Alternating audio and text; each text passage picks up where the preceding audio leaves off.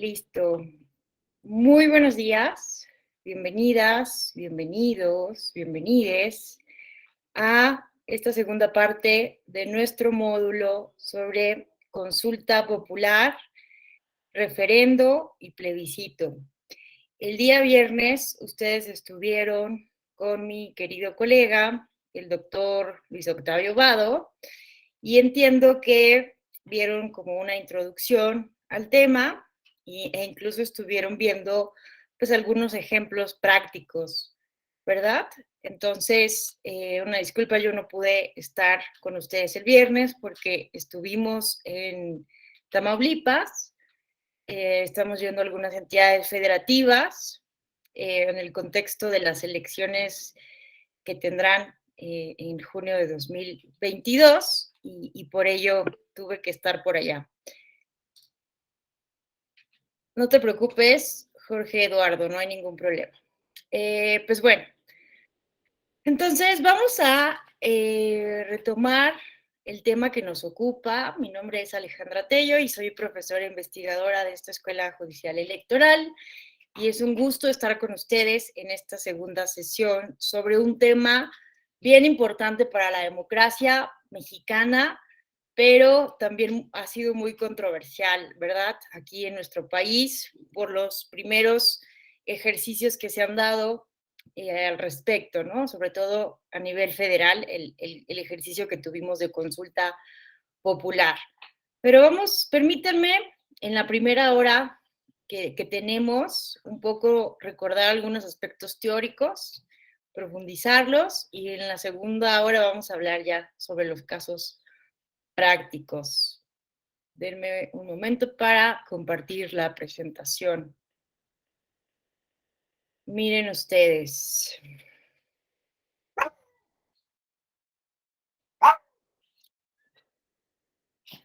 Miren ustedes. Bueno, yo quería preguntarles a ustedes, ¿qué opinan de las consultas populares, los referendos y los plebiscitos, acorde con lo que estuvieron platicando con el doctor Vado? Yo quisiera que ustedes me dijeran, ¿son positivos o son negativos para la democracia? ¿Cuál es su punto de vista? ¿Realmente sirven de algo estos mecanismos de democracia semidirecta, participativa? ¿Cuál es su perspectiva? Samuel Furlong aquí nos pone, depende del uso que se le dé. Claro, ¿no? Esto es importantísimo. Vamos a escuchar ahora a Alfonso Pliego. Te escuchamos. Gracias, buen día. Pues por supuesto que son no solamente positivos, sino muy necesarios para una democracia tan endeble, desde mi particular punto de vista, una democracia tan llena de suspicacias, tan llena de desconfianza hacia muchos actores que participan en estos procesos. Pero yo además soy de la idea que la mejor democracia es la democracia participativa y que además el modelo de democracia representativa pues está en crisis no solo en México, sino en el mundo. Y es evidente, porque también sucede en el mundo y también en México, que los partidos están siendo, bueno, son un eje que está en el ojo del huracán por la cuestión de la corrupción, ¿no? Hay corrupción, lo mismo en el PP que en el PSOE, lo mismo en Morena que en el PAN, en fin.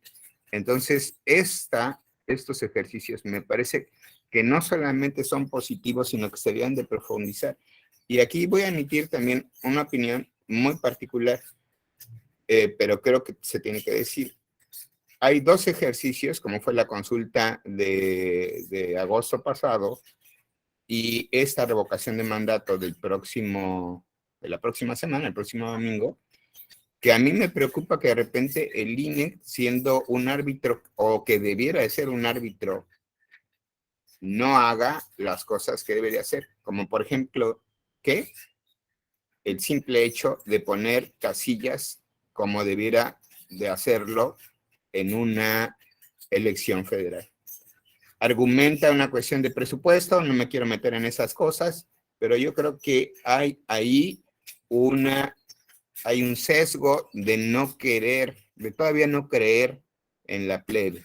en el pueblo. El viernes que hablábamos con el doctor Vado y también cuando hablamos con Moyers, es esa categoría de pueblo que todavía epistemológicamente habría que construir para saber qué entendemos por pueblo, pero sigue habiendo un terror a que la gente, a que el pueblo, a que los descalzos, a los que nunca han tenido voz, digan, esta boca es mía. Y eso creo que se tiene que acabar, y la mejor forma es impulsando este y otro tipo de ejercicios de democracia participativa. Muchas gracias, Alfonso, por compartirnos tu punto de vista. Ahorita comentamos, vamos a darle antes el uso de la voz a Samuel y luego a Roberto. Les escuchamos.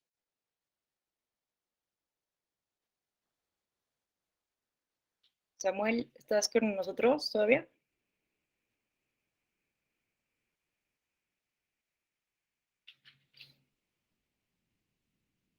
Samuel, tal vez no tengas prendido tu micrófono.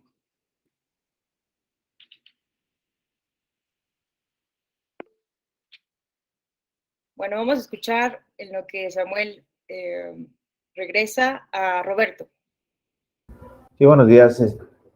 Bueno, yo creo que nadie va a negar que sí son buenos, son útiles, y también para qué se van a utilizar.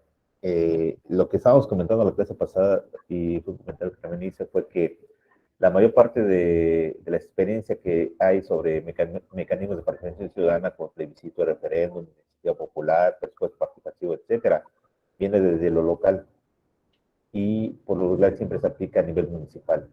Esa es la cuestión.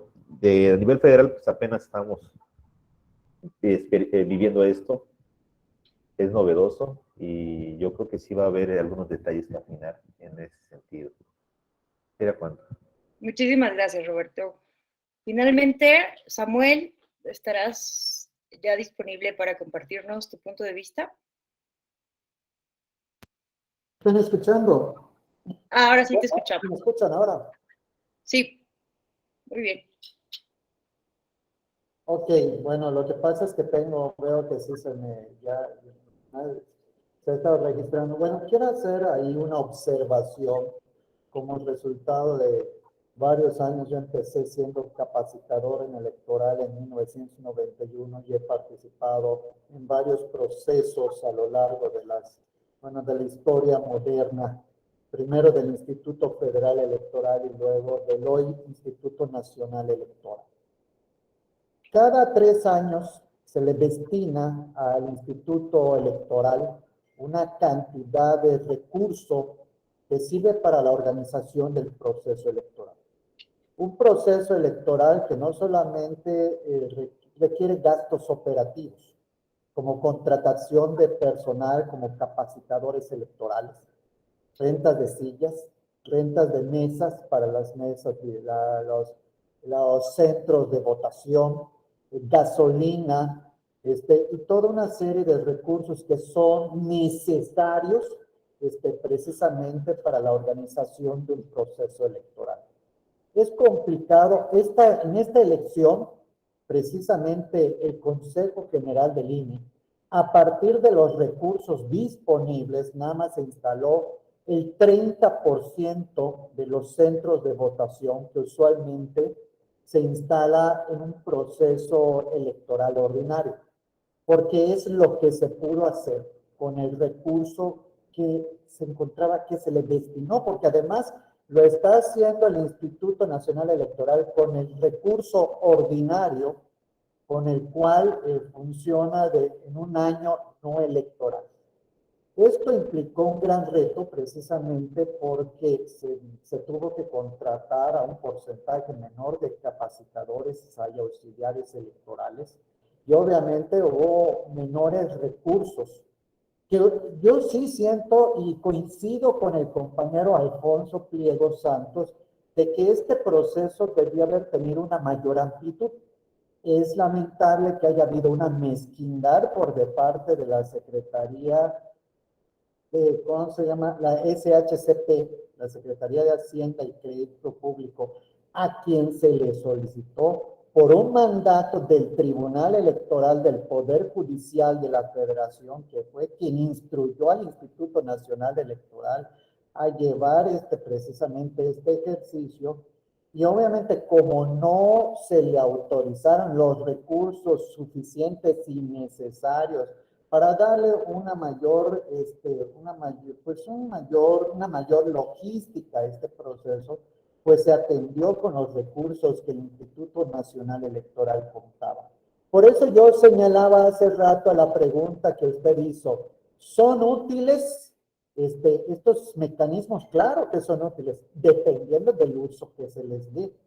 La idea es que precisamente estos procedimientos deben estar muy bien regulados, el procedimiento de su implementación, para que sea efectivo y el mayor número de gente de población pueda participar, haya certeza en el proceso y que además estos procedimientos estén plenamente vinculados, ¿ok? Haya una vinculación y obviamente es que sepa que estos procedimientos van a dar resultado y no solamente van a ser, pues para ver el sentido, ¿cómo se llama?, de la población, sino que también esto tenga un impacto en la norma, en las políticas públicas, tanto de los gobiernos, tanto del gobierno federal como del gobierno estatal y del gobierno municipal.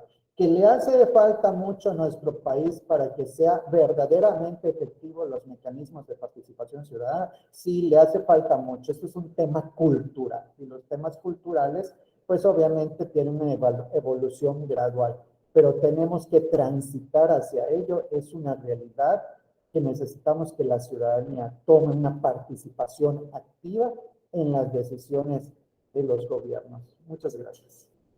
Muchas gracias, Samuel. Finalmente vamos a darle el uso de la voz a Francisco. Buenos días, ¿me escuchan? Sí, muy bien. Buenos días a todas, a todos. Que si esos instrumentos de participación ciudadana son buenos o son malos, depende del uso que se le dé y la entidad que lo aplique. Yo, por ejemplo, viernes decía que en Yucatán, el Instituto Electoral de aquí de mi estado ha puesto en funcionamiento los instrumentos y han dado buenos resultados. Que el INE recibe carretadas de dinero para poder efectuar algunos requisitos o consultas, para mí eso no tiene significado. Si yo quiero ir a comerme un taco de barbacoa y estoy en la Ciudad de México y tengo que ir al estado de Hidalgo, voy y me lo como porque lo quiero satisfacer, quiero hacerlo, ¿sí? Si yo quiero participar en este evento que va a ser el domingo y quiero demostrar lo que es la democracia, pues debo de ir, no me importa que tenga que recorrer 20, 30 kilómetros, ¿sí? Así puedo demostrar de que con menos dinero se pueden efectuar eventos de participación ciudadana. Y si yo digo, mejor me abstengo, pues yo mismo me estoy quitando el derecho de poder ejercer este tipo de instrumentos. Debo de participar, esté a favor o esté en contra. Debo de participar, no abstenerme. Gracias. Muchísimas gracias a todos quienes participaron. La verdad es que ha sido muy interesante escuchar sus puntos de vista. Pues es un tema controversial, ¿no? Sobre todo ahora que están ustedes planteando el tema presupuestal, sobre el ejercicio que tendremos este próximo domingo de la revocación de mandato. Pues sí, da muchísimo de qué hablar, ¿no? El tema presupuestal. Pero antes de meternos en esta controversia, coincido con ustedes, ¿no? Por aquí decía Samuel, ¿no? Miren ustedes, los instrumentos de democracia participativa, como los plebiscitos, los referéndums, las consultas populares, evidentemente logran, ¿verdad? Como ustedes bien lo señalaron, ser un complemento para la democracia representativa, que como ustedes saben muy bien, existe actualmente lo que se ha denominado como la crisis de la democracia representativa, la crisis de los partidos políticos, la crisis de representatividad, ¿verdad? En ese sentido, pues los mecanismos de democracia participativa, ojo, ¿no? Buscan ser un complemento, ¿no? No buscan sustituir de ninguna manera la democracia representativa. Hay quienes todavía están en ese debate de qué es mejor, la democracia directa, la democracia representativa. Es imposible, ¿no? En nuestros regímenes constitucionales modernos, en los estados modernos, tener una democracia directa, ¿no? Incluso, pues hay que empezar rompiendo el mito, ¿no? Porque la democracia ateniense, que es nuestro ideal de democracia directa, pues en realidad solo participaba el 10% de la población de toda Atenas, porque solo participaban los hombres, hijos nacidos de atenienses, ¿no? No participaban mujeres, ni esclavos, ni extranjeros.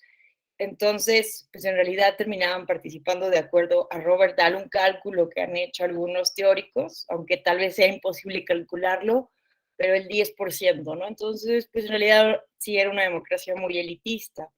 Entonces, hablar de democracia directa es muy complejo, ¿no? Entonces, sí es bien importante que tengamos en cuenta que estos mecanismos son positivos para la democracia, pero no son la panacea ni van a lograr solucionar los problemas de fondo de nuestras democracias representativas, ¿verdad? Son como una clase de complemento, de válvula de escape que justo buscan darle voz, incentivar la participación directa de los ciudadanos, de las ciudadanas en la toma de decisiones, ¿no? Pero también es bien importante tener en cuenta que son un instrumento, ¿verdad? Y entonces, como cualquier instrumento, pensemos en un martillo es un instrumento, una herramienta que puede ser utilizada tanto para descalabrar a alguien como para poner un clavo y colgar una hermosa obra de arte, ¿no?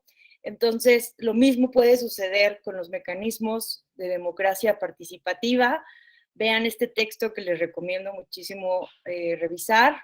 Es de Janina Belp, que es una de las expertas internacionales más reconocidas actualmente sobre el tema que nos ocupa. Y vean nada más el título de su libro, La dosis hace el veneno, ¿no? Y aquí hace un análisis de la revocatoria de mandato en América Latina, Estados Unidos y Suiza. ¿Y qué es lo que nos dice Janina Welp? Que ha estado también en algunos seminarios recientemente hablando sobre la revocación de mandato, que hay que tener muchísimo cuidado con estos mecanismos, porque en la dosis está el veneno, ¿verdad? Si no lo sabemos instrumentar, pueden llegar a ser, en algunos casos, perjudiciales para la democracia, ¿no? Entonces, hay que tener en cuenta que los mecanismos de referéndum, plebiscito, consulta popular, revocación de mandato, además de tener un buen diseño constitucional y legal y tener presupuesto, ¿verdad? Porque también, pues sin dinero no es posible organizar procesos electorales. También hay que tener en cuenta que se requiere de una importante pedagogía pública, ¿verdad? La ciudadanía muchas veces, ¿verdad? A mí me han preguntado, no sé ustedes, pero ya familiares, conocidos, varias veces, oye, ¿qué es esto de la revocación de mandato? ¿Sí conviene o no conviene participar, no? Entonces, estos ejercicios requieren de una importante pedagogía pública porque de lo contrario tienden a fracasar, ¿no? A hacer ejercicios no tan efectivos. Pero lo cierto es que también hay que tener en cuenta, muchas personas nos pueden llegar a decir, ¿no? Que la consulta popular que tuvimos recientemente o este ejercicio de revocación de mandato lo afirman como tajantemente, no van a servir para nada, no sirven para nada, ¿no? Tampoco me parece que estas expresiones reduccionistas sean del todo ciertas, porque justo en las democracias más avanzadas en estos temas, como Suiza, ¿verdad? El dicho es que Suiza no inventó la democracia directa, sino que la democracia directa inventó a Suiza, ¿no? Para que nos demos una idea de la magnitud. Pero vean, Suiza, ¿cuántos años tiene, no? Desarrollando ejercicios de democracia directa. Ahorita vamos a ver, casi desde el siglo XVII. Entonces, nosotros solo llevamos un ejercicio a nivel federal, ¿no?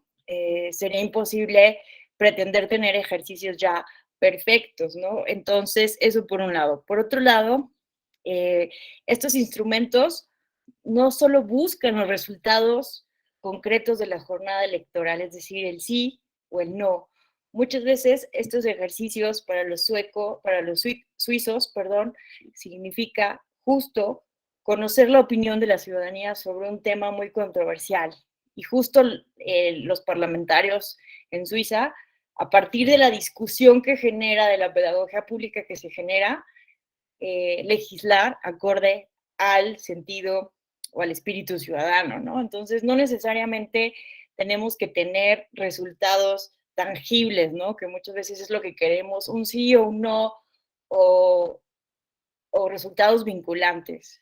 A veces lo relevante para la democracia es todo este proceso de discusión, de intercambio que genera, ¿no? La ciudadanía nos vemos obligada a informarnos, nos ponemos a discutir con otros conciudadanos y ya ese simple hecho en sí mismo es valioso, ¿verdad?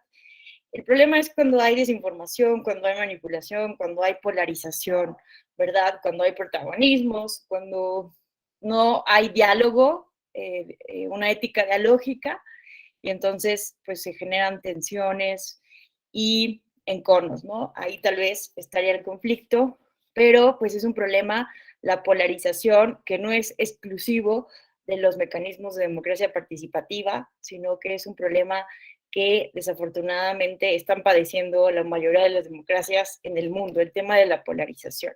Y mucho tiene que ver pues con esta hiperconectividad, las redes sociales, y que estamos permanentemente pues dialogando con quienes piensan distinto, ¿no? Y hay por ahí también personas expertas en, a través de algoritmos, manipular las emociones para que estemos todo el tiempo enojados y enojadas, ¿no? Entonces, ese es un tema que también debemos de estar discutiendo. ¿Cómo hacemos pedagogía pública?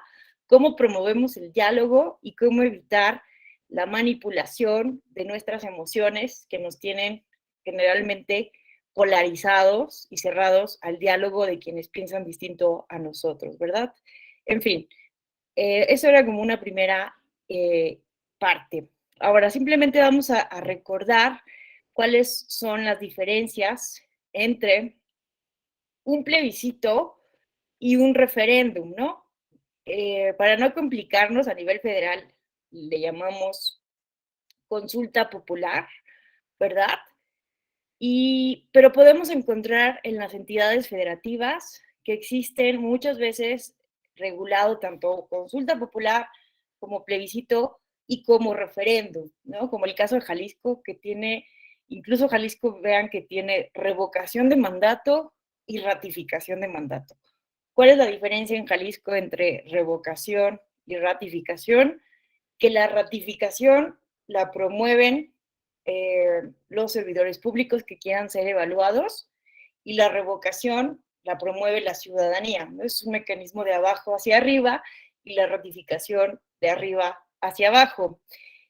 Pero los dos tienen los mismos efectos jurídicos, ¿no? Si se logra el porcentaje que pide la legislación en Jalisco, pues los servidores públicos que son evaluados deben dejar el cargo en caso de no contar con la confianza ciudadana, ¿verdad? Entonces, muchas veces ese es lo que diferencia, ¿no? ¿Quién solicita y con qué efectos? Vean que la palabra plebiscito tiene mucha más antigüedad en nuestro vocabulario. Es usado esta palabra y este ejercicio desde la antigua Roma, y vean que sobre todo está enfocada en actos ejecutivos, administrativos, y tiene efectos vinculantes, ¿no? Entonces el plebiscito tiene como finalidad consultar a la ciudadanía sobre actos administrativos del Poder Ejecutivo, ¿no? En cambio, vean que el referéndum es una palabra, una práctica mucho más moderna, empieza a usarse a finales del siglo XIX, aunque como les mencionaba, en Suiza ya se viene usando unos 200 años antes, ¿no? Entonces casi desde el siglo XVII en Suiza ya hacían diferentes asambleas para decidir en, los Andes, ¿verdad? En los Alpes suizos, perdón, todas estas decisiones de manera directa. ¿Qué significa? Bueno, referéndum viene de ad referendum, aludir ciertas cuestiones del pueblo. Y vean que el referéndum, a diferencia del plebiscito, tiene como objetivo entonces consultar actos legislativos, ¿no? Y vean que el referéndum puede tener generalmente efectos vinculantes o simplemente efectos consultivos, ¿no? Entonces es por esto que yo les decía que muchas veces buscamos que estos mecanismos tengan efectos reales, efectos materiales, efectos prácticos, pero muchas veces también pueden tener solamente efectos consultivos, ¿no? Y dependiendo de la pedagogía pública que esté detrás y de la manera en cómo se socialice, es que puede ser en sí mismo ya algo positivo entonces para la democracia, ¿verdad? Entonces esa es básicamente la diferencia, aunque, ojo, ¿no? Pues algunas entidades federativas lo pueden usar de diferentes maneras y a veces podemos confundirlos o mezclarlos en el vocabulario, incluso en otros países los pueden utilizar de manera distinta, en España lo utilizan de manera distinta, entonces, pues no sé, puede, no se espanten, ¿no? Si lo ven diferente, más bien es que depende del uso que se le dé en cada región, ¿no? Es como el tema de nuestra eterna discusión de la quesadilla, ¿no? Que va con queso o sin queso, pues depende en qué entidad federativa estés, ¿no? Si estás en la Ciudad de México, puede ser que no te den queso cuando pidas una quesadilla, pero si estás en otro lugar del país, te van a dar queso en tu quesadilla, ¿verdad? Entonces, así, perdónenme esta referencia, pero así, dependiendo en qué entidad federativa y qué se entienda en la Constitución estatal, por plebiscito, por referéndum o por consulta popular, hay que entonces referirnos al texto legal. Bueno, entonces, también es interesante ver que hay diferentes tipos de consultas, de referéndum, ¿no? Hay referéndum que son controlados por el gobierno, que son, estos son los menos positivos para la democracia, porque generalmente sirven para legitimar decisiones previamente tomadas, son usados de manera populista.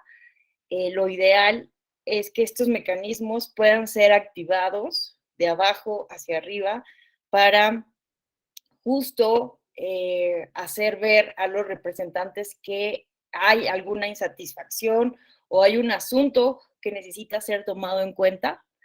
Entonces, estos referéndums existen en muchos países, pero insisto, solo son para legitimar decisiones tomadas de antemano.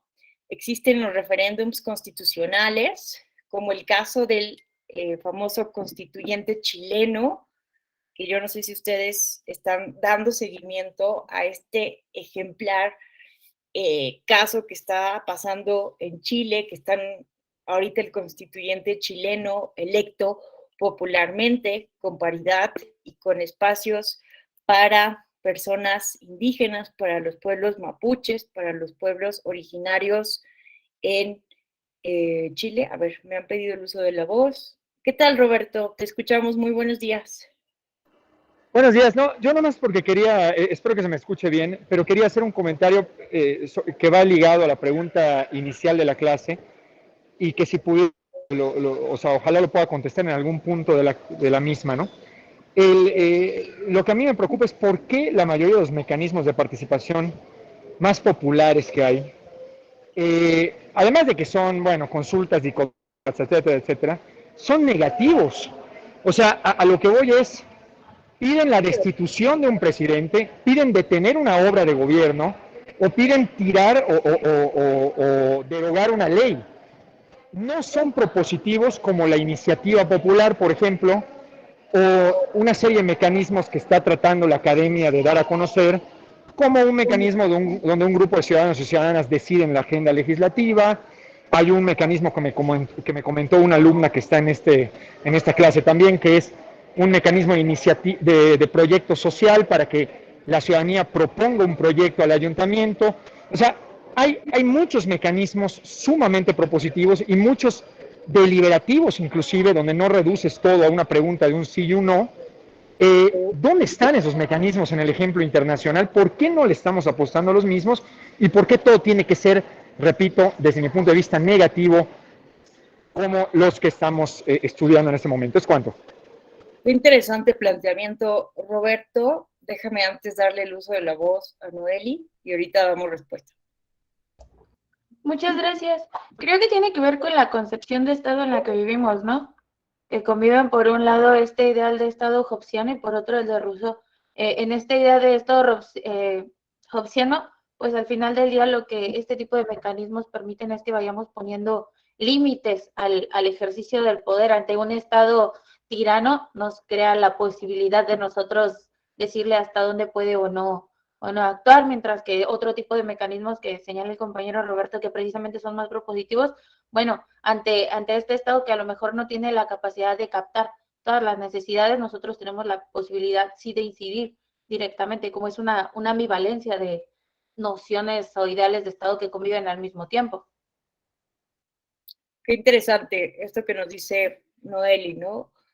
A ver, vamos a intentar hacer alguna reflexión, a ver qué opinan ustedes, qué reflexiones les genera.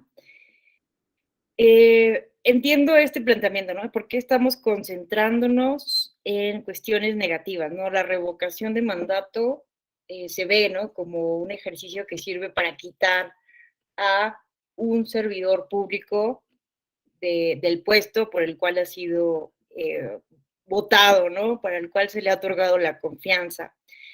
Pero a ver, justo también, es que depende de cómo lo entendamos y cómo lo interpretemos, ¿no? Porque la revocación de mandato también implica un ejercicio de evaluación, ¿no? Un ejercicio que puede justo permitir a la ciudadanía que si en algún momento dado viene un representante con el cual ya no estemos conforme, podamos en un momento dado, pues, despedirlo, ¿no? Piensen un poco en este ejercicio de reelección que tiene en la democracia, no sé, en Estados Unidos, ¿no? Imagínense que llegue un Donald Trump a nuestro país a ser presidente y que nos demos cuenta, obviamente, y que podamos activar este mecanismo de emergencia a los 3 años para quitarlo, ¿no? En ese sentido, pues no sería visto como un mecanismo negativo, no sé ustedes qué opinen, pero justo lo que nos dice Janina Well, que puede ser utilizado como un mecanismo de emergencia, porque ustedes saben muy bien que en la democracia, la democracia no se basa en una cuestión meritoria, que nos garantice que lleguen los mejores, ¿no? La democracia se basa en la igualdad que tiene cualquier persona, cualquier ciudadano o ciudadana de acceder a los cargos de elección popular. Entonces, nada nos garantiza que en un momento dado no pueda llegar un Donald Trump, un personaje populista, autoritario, a nuestro como presidente de la República, ¿no? Entonces, este es como una clase de emergencia, ¿no? Entonces, en sí mismo, no es que sea un instrumento negativo, sino que es algo de emergencia. En cambio, bueno, no sé por qué, cuál es la opinión de Roberto Ruiz, que también... Ay, espérame. Ven acá, me distraes. Entonces, eso por un lado, ¿no? sí, estaban hablando del cabildo abierto. Vamos a hablar del cabildo abierto en algunas sesiones más adelante. Y evidentemente ese sería el ideal, ¿no? Que la ciudadanía pueda directamente proponer cosas propositivas desde el gobierno municipal, que es el gobierno que en teoría es el más cercano, es el primer contacto que tiene la ciudadanía con el Estado. Es como la primera célula de gobierno, el gobierno municipal, y en teoría tendría que ser propositivo, ¿no?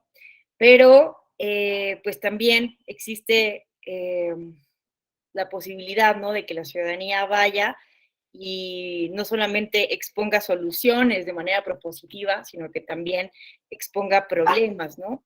Entonces, a ver, a lo que voy es que, miren, es muy compleja la democracia, eso hay que entenderlo, ¿no? De entrada, cualquier mecanismo que implique alguna participación, organización de personas que son absolutamente distintas, pues va a generar conflictos. Y eso nos lo dijo Hannah Arendt con toda claridad, ¿no? Los seres humanos somos únicos, diversos, y la política implica vivir unos con los otros en este caos absoluto de las diferencias.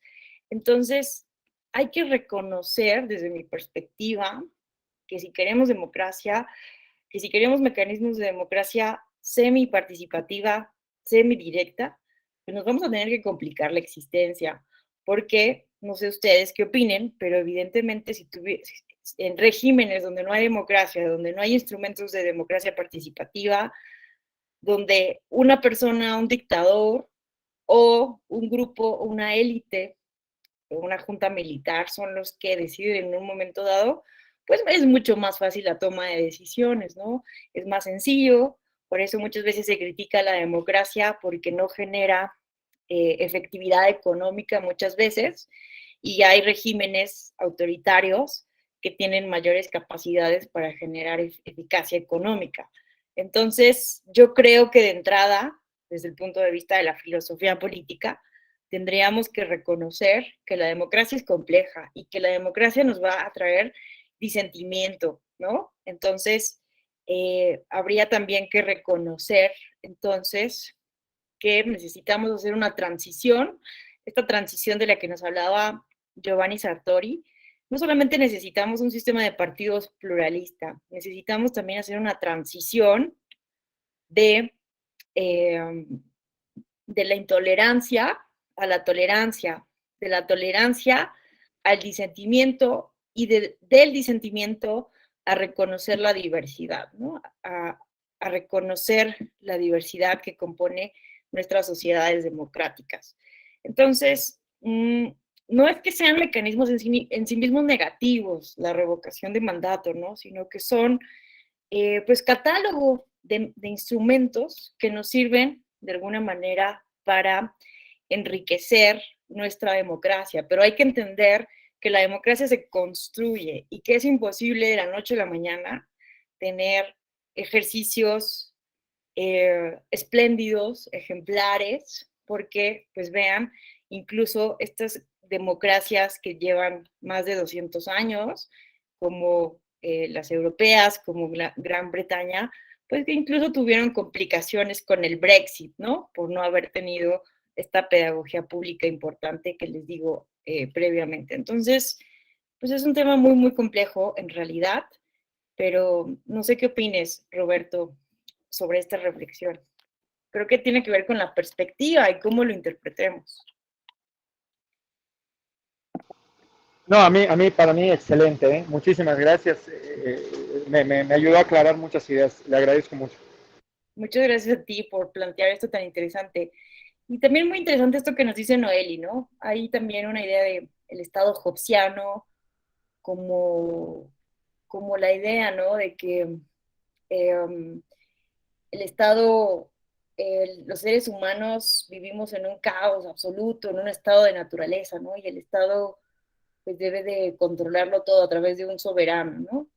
Y esta pugna del Estado rusoniano, que Rousseau estaba en contra de la democracia representativa y él apelaba a una democracia directa, pero la verdad es que también Rousseau, cuando alababa a la democracia de Ginebra, que Rousseau era de Ginebra, ¿no? Y decía que el mejor gobierno era el de Ginebra, y entonces, pues la verdad es que también la República de Ginebra estaba conformada por el Demos de Ginebra estaba conformado por una élite bien reducida de personas. Entonces, al respecto les recomiendo muchísimo leer el planteamiento que hace Robert Dahl en el texto La democracia y sus críticos, donde nos plantea el principio categórico de la igualdad como, y sus conflictos, ¿no?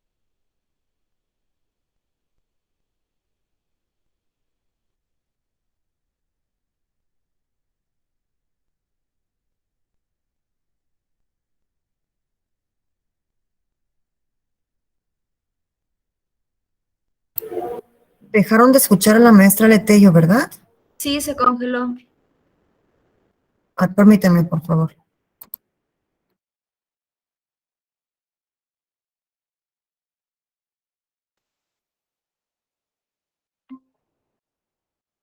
Una disculpa, se fue la señal del internet, pero parece que ya volvió. Ok, pues vamos a continuar. Qué interesante, la verdad es que cuando alguien quiera comentar algo, con toda confianza levantamos la mano, lo ponemos en el chat, porque estas reflexiones que hicieron tanto su compañera como Noeli, ¿sí es Noeli? Sí, Noeli, como Roberto, pues son muy interesantes, ¿no? Nos pueden justo hacer pensar ideas, planteamientos que antes no habían pasado por nuestras cabezas. Y creo que eso es lo rico de la democracia, lo rico de estos cursos, retroalimentarnos y escuchar otras perspectivas. Así tendría que ser la democracia, ¿no? Porque, insisto, si no queremos democracia, pues nos facilitamos la vida, nombramos un dictador y que él decida todo, ¿no? Pero bueno, a ver, estábamos con el referéndum constitucional. Y la verdad es que un poco lo que decía Alfredo al inicio, ¿no? Que le tenemos miedo al pueblo, le tenemos miedo a la voz de las masas, de la ciudadanía, y esto se ve también muy claro en lo que está sucediendo en Chile. En Chile, Chile es uno de los países más avanzados democráticamente, ¿no? De la región. Y ustedes saben muy bien que a partir de una manifestación de estudiantes, mujeres, adolescentes, que se metieron al metro, se saltaron las gradas, bueno, ¿cómo se llaman? Los torniquetes del metro, porque el gobierno había aumentado la tarifa del metro, entonces fueron adolescentes, se subieron, se saltaron los torniquetes y derramaron la gota del vaso de la insatisfacción que había en Chile durante la pandemia, porque además hubo restricciones bien severas a la libertad durante la pandemia.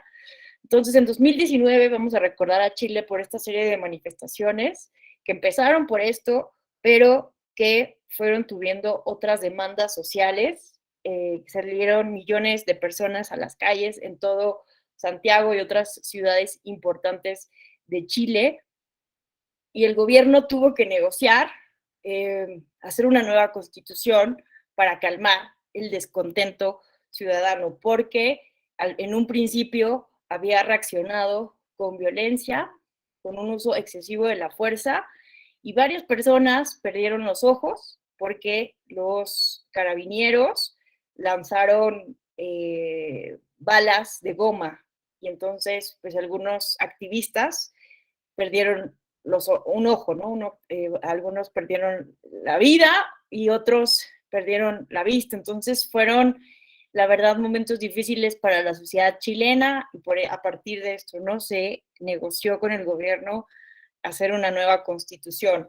Pero entonces esto se llevó justo a un referéndum constitucional. En un primer lugar, la ciudadanía votó si estaba de acuerdo o no con hacer una nueva constitución. Una mayoría abrumadora votó por el sí, ¿no?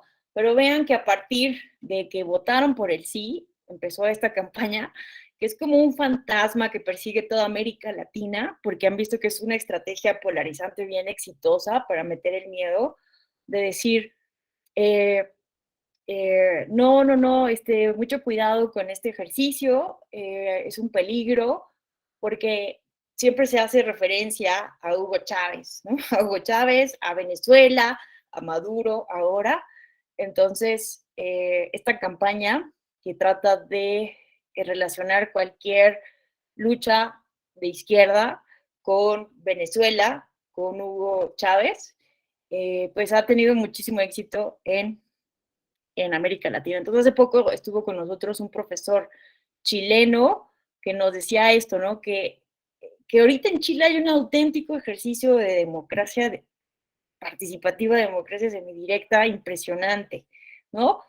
Pero hay una campaña, casi muy pocas personas saben realmente lo que está pasando porque hay una campaña bien fuerte de desprestigio, porque están diciendo que el constituyente es populista, que es Hugo Chavista, ¿no? Y hay una campaña ahí terrible de desprestigio.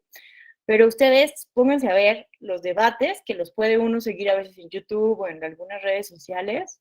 Es impresionante, la verdad, el nivel de discusión que tienen la ciudadanía y los constituyentes actualmente en Chile. Se están discutiendo cosas bien interesantes como si van a tener un gobierno presidencial, un estado presidencial, semipresidencial o un régimen parlamentario, si van a tener un tribunal constitucional con todas estas facultades fuertes, ¿no? Del control constitucional fuerte o más suave, o si van a tener principio de representación proporcional o no. Imagínense poder volver a definir todo desde el principio, desde el origen. Entonces, por ello está interesantísimo lo que está ocurriendo en Chile, pero vean que hay como una campaña negativa y se está diciendo que va a haber socialismo, que va a haber comunismo, e incluso muchas personas se han ido de Chile, ¿no? Ha habido una, ¿cómo se llama esto? Como una fuga de capitales por esta campaña como de terror que se ha metido, pero lo cierto es que no es voluntad del pueblo chileno ir fuera del régimen democrático, ¿no? Entonces, es lamentable que existe este temor, ¿no? A la voz del pueblo, porque Chile justo es un buen ejemplo de que la democracia semidirecta, semiparticipativa, como este referéndum constitucional que hubo para dar pie a un nuevo constituyente, pues la verdad es que está dándole un poder simbólico y un poder real bien importante a los chilenos, porque ¿qué pasaba? La constitución chilena, pues la actual, la que está rigiendo actualmente, pues tiene una importante ilegitimidad de origen. ¿Por qué? Porque fue hecha por Pinochet, ¿no? Durante la dictadura, durante un periodo de gobierno dictatorial, ¿no? Entonces, eso de entrada. Por otro lado, la Constitución chilena, pues ustedes saben muy bien que fue uno de los principales lugares donde la escuela de Chicago, ¿verdad? Los Chicago Boys fueron a experimentar con esta onda del neoliberalismo, ¿verdad? Entonces, pues en Chile hubo un gran crecimiento económico, pero también es sabido que en Chile hay una gran desigualdad económica a causa de esta política neoliberal. Entonces, ¿qué ha ocurrido? Pues una gran desigualdad, ¿no? Que ha privilegiado solo a algunas personas, pero a la gran mayoría de personas en Chile las ha dejado en la pobreza. Entonces, la Constitución de Chile, por ejemplo, a diferencia de lo que ocurre en las constituciones de la gran parte de América Latina o de México, pues no reconoce derechos sociales, ¿no? Entonces, esa es una de las principales demandas históricas de la ciudadanía chilena, que la Constitución pueda reconocer derechos sociales, como la mexicana, que desde 1917 los reconoce, aunque sabemos que no basta el reconocimiento constitucional, ¿verdad? Se necesitan estas garantías y políticas públicas para garantizar derechos sociales. ¿Qué otra cuestión? En Chile es el único país de América Latina que no reconoce el pluriculturalismo, ¿no? No reconoce la multiculturalidad que compone a su nación. Entonces, los pueblos mapuches, los pueblos originarios indígenas, nunca han tenido el reconocimiento constitucional. Entonces, es una demanda histórica que también se quiere poner actualmente en la Constitución. Y también la Constitución de Pinochet, pues, daba la soberanía no al pueblo, sino a la nación. Entonces, también esa es otra de las fuertes críticas históricas y por qué los chilenos tenían tantos años exigiendo una nueva constitución, ¿no? Que fuera democrática, que no fuera producto de una dictadura, que reconociera derechos sociales y que reconociera la pluriculturalidad que compone al Estado chileno. Entonces, pues bueno, vamos a estar bien atentos de este debate y una vez que se termine de hacer la nueva constitución en Chile, va a haber un nuevo referéndum para ratificar la constitución. Entonces vean qué bonito ejercicio de democracia participativa está ocurriendo en Chile alrededor de esta nueva constitución. Entonces, este es un ejemplo, ¿no?, que nos puede inspirar a todos los países de la región para, pues, quitar como este estigma en contra de los mecanismos de democracia participativa, porque evidentemente tenemos ejemplos donde se ha utilizado estos instrumentos de manera negativa, de manera populista, ¿no? Venezuela es el mejor ejemplo, pero vean que en Chile tenemos un ejemplo positivo, un caso de éxito que, pues, justo nos recuerda qué es lo que queremos como democracia, qué es lo que queremos en la ciudadanía históricamente olvidada por las élites partidistas y las cúpulas económicas, ¿verdad? Bueno, a ver, veo que aquí alguien me pidió el uso de la voz, o puso algún comentario. Fátima González, es muy interesante lo que sucede en Chile. La organización ciudadana a través de juntas vecinales creadas durante la dictadura de Pinochet les ha llevado a tener estos ejercicios participativos. Por supuesto, ¿no? Es bien, bien interesante. Entonces, pues sí vale la pena estudiarlo desde todas las aristas, ¿no? Incluso es el primer constituyente nacional paritario en todo el mundo. Entonces también desde ahí podemos como seguir observando qué es lo que ocurre, ¿no? Bueno, ¿qué más? Bueno, vamos rápido a mencionar los antecedentes de la consulta popular, del referéndum, del plebiscito en la historia occidental, ¿no? Decíamos que los griegos, ¿no?, la democracia del mundo helénico, de las ciudades-estado, del mundo helénico, pues son como el paradigma más relevante de democracia directa, donde en asambleas los ciudadanos tomaban las decisiones de su destino, del destino en común, ¿verdad? En el siglo IV a.C., los romanos recurrieron también al plebiscito para legitimar decisiones ante la asamblea de los plebeyos. Ya en el mundo moderno, en el 1420, en Ginebra, que es de donde era Rousseau, se rechaza en la asamblea la anexión de la ciudad al condado del mismo nombre comprado por el duque de Saboya. Vean que en la era moderna vamos a ver que el plebiscito se va a usar de manera muy recurrente para legitimar anexiones territoriales, ¿no? Esto va a ser uno de los usos más frecuentes de los plebiscitos. En 1552, Francia usa también un plebiscito para legitimar su anexión a la ciudad de Metz. En Francia se usó en el contexto de la Revolución Francesa también para justificar anexión de territorios ajenos. Napoleón Bonaparte lo usó para justificar campañas militares y lo usó 3 veces para aprobar modificaciones a la Constitución, ¿no? Entonces, históricamente, pues también hay que ver, ¿no? Gabriel Espinosa, ¿qué tal? Te escuchamos. Muy buenas tardes.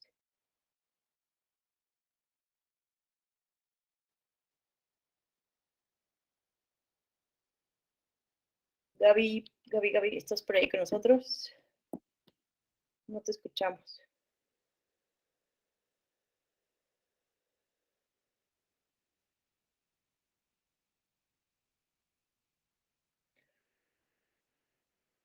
Ya no veo su mano levantada. Bueno, Gaby, si quieres volver a comentar algo o participar y tuviste algún problema, nos avisas, con confianza.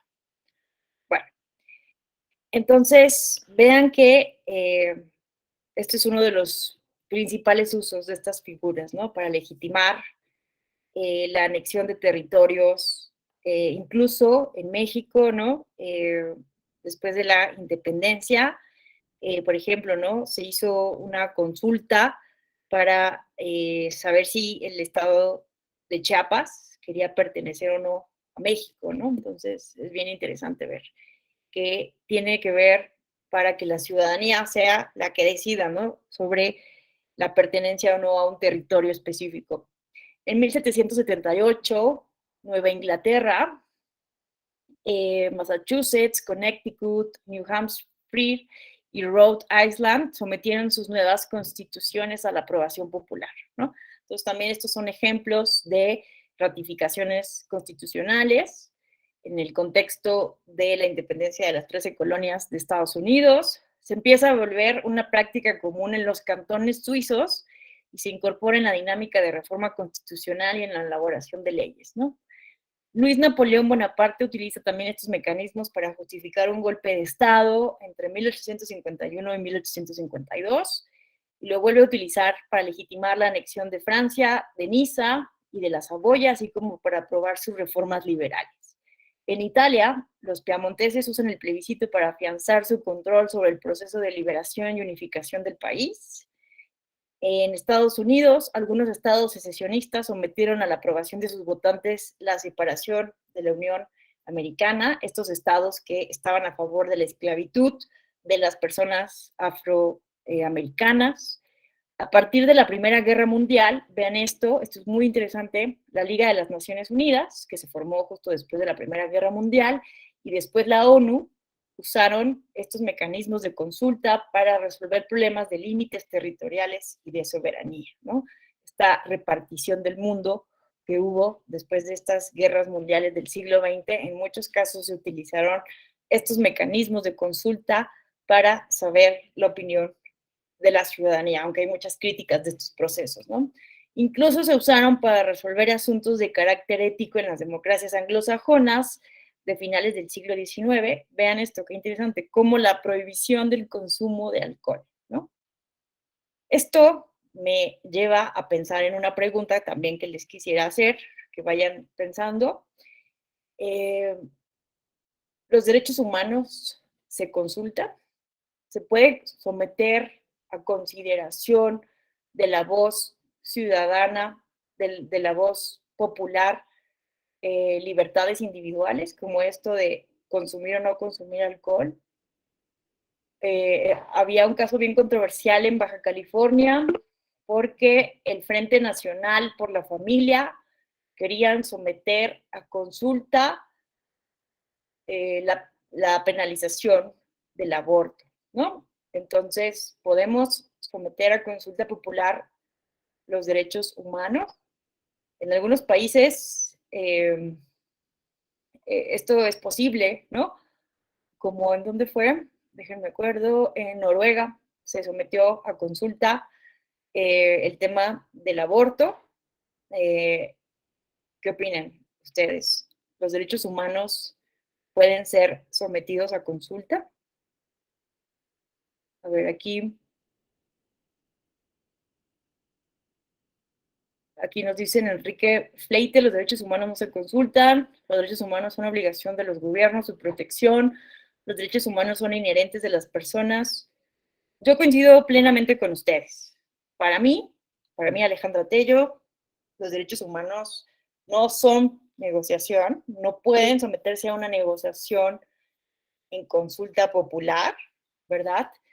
Pero a mí me parece que hay que tener claro que hay otras opiniones que desde la filosofía del derecho pueden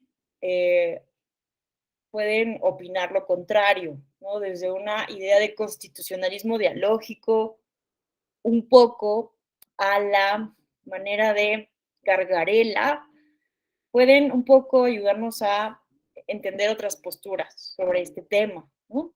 Porque ellos parten un poco, tal vez yo diría, del positivismo metodológico, en algunos casos como Jeremy Waldron, no sé si han tenido oportunidad de leer a Jeremy Waldron, que niega como la legitimidad de los jueces constitucionales, que desde un positivismo ideológico consideran que todo proceso democrático es justo por haber sido decidido por una mayoría. Entonces, algunos piensan que los derechos son estrictamente de derecho positivo, ¿no?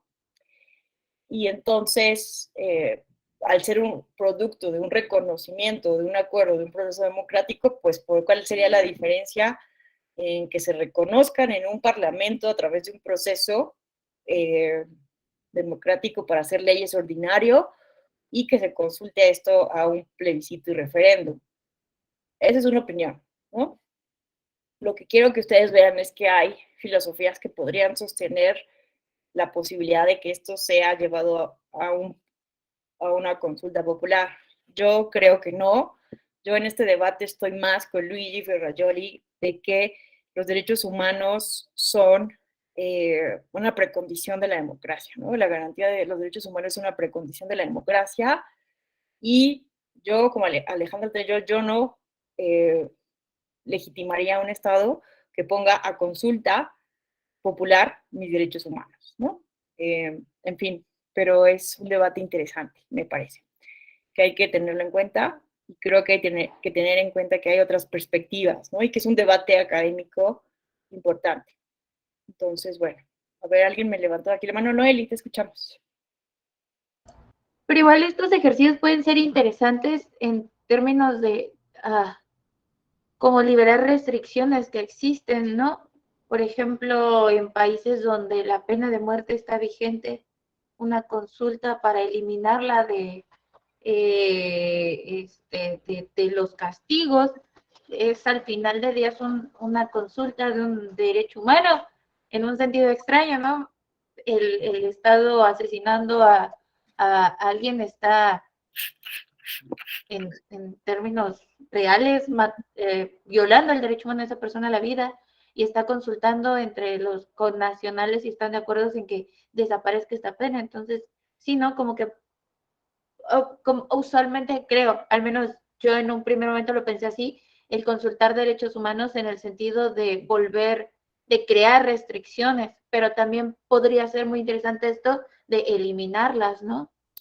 Exacto, justo así como lo estás viendo, Noeli, así lo entiendo un poco las propuestas de constitucionalismo dialógico, en donde hay tantas, como no hay una posibilidad muy sana en el régimen jurídico, hay muchos desacuerdos sobre temas fundamentales, ¿no? Es lo que nos dice un poco Gargarella. Hay un desacuerdo profundo y parece que no hay maneras pacíficas de resolverlas, ¿no? Entonces, someter a consulta estos debates aparentemente irreconciliables podrían en algún momento dado como suavizar, ¿no? Las posturas a través del diálogo. Eso es como un poco la visión y el ejemplo que nos pones de la pena de muerte puede ser un ejemplo, pero pues sí, ¿no? Desde otra postura, como dices, ¿no? La pena de muerte no tendría que ser ya, ¿no? En un régimen democrático constitucional a estas alturas. Va contra los derechos humanos de cualquier persona. Entonces, híjole, ¿no? Hay personas que no lo conciben como una posibilidad porque, pues de entrada, no estaría cumpliéndose con esta precondición de la democracia, ¿no? Entonces es como una mezcla entre realismo jurídico, pero también con reconocer que no es posible en todos los casos tener de entrada, pues este reconocimiento de todos los derechos humanos. Aquí nos pone Jorge Valladares. Tal vez la pregunta es si en la ley los derechos humanos se reflejan mejor escritos solo por los legisladores que tenemos o con la voz de la ciudadanía. Pues sí, es muy interesante este planteamiento también, ¿no? Roberto Ramírez, ¿qué tal? Te escuchamos. Sí, bueno, de igual manera, yo creo que los derechos humanos son inherentes a la persona, ¿no? No es de que lo someto a consideración de que se reconozca o no se reconozca por parte de la ciudadanía, ¿no? Ya por el simple hecho de ser seres humanos, pues ya los gozamos en ese sentido. Tampoco puedes decir, bueno, por ejemplo, no te vas a someter a plebiscito si estás en contra o no con la violencia política en contra de las mujeres, ¿no? O sea, de entrada sabemos que existe ese problema y pues no podemos partir de un supuesto, de una estructura que desconoce sus derechos. Entonces, pues sí, los derechos son progresivos, son y van a surgir otros derechos o van a aumentar estos, pero no se puede someter a una consulta para poder decir si estamos de acuerdo o no, o si se escucha muy bonito si está, lo dice una persona o que esté en la ley. Si está en la ley es para garantizarlo, no para otra cosa. O sea, si está en la Constitución es para que se garantice el ejercicio de esos, el reconocer esos derechos humanos y el ejercicio de los mismos, más no es de que con que esté en la ley ya basta y sobra, ¿no? Es lo que han hecho los OPLES de aplicar acciones afirmativas para maximizar esos derechos humanos o esos derechos ciudadanos. Claro. Sería todo. Sí, yo estoy de acuerdo contigo, pero insisto, ¿no? Hay que ver que hay otras posturas, ¿no? Entonces hay también que estudiarlas para ver qué es lo que están proponiendo y tal vez llegar como a un punto medio, ¿no? De entendimiento. A ver, Alfonso, te escuchamos. Un poco tratando, digo, a lo mejor es una pregunta absurda y medio provocadora, pero hilando con lo que decía Noelia, o Noeli. En muy recientes fechas, los últimos tal vez 2, 3 años, las manifestaciones feministas han insistido, obviamente que eso no se va a poner a consulta, no estoy diciendo que eso sería motivo de un plebiscito, pero una de sus demandas, y se puede ver escrita en muchas paredes, en muchos monumentos, es castración química a los violadores. Como mujeres, ¿cuál sería su opinión? Muchas gracias, Alfonso, por tan provocadora pregunta. No, yo estoy en contra de yo estoy en contra del punitivismo en todas sus manifestaciones. Sea, exacto, ¿no? Aquí nos dice Samuel que la Constitución limita la pena corporal, las mutilaciones, yo estoy en contra, completamente. Y de entrada yo estoy en contra de querer resolver todo con pena, ¿no? Con privación de la libertad, porque me parece que eso nos quita la oportunidad a la sociedad de entender cuál es el problema de fondo, la causa.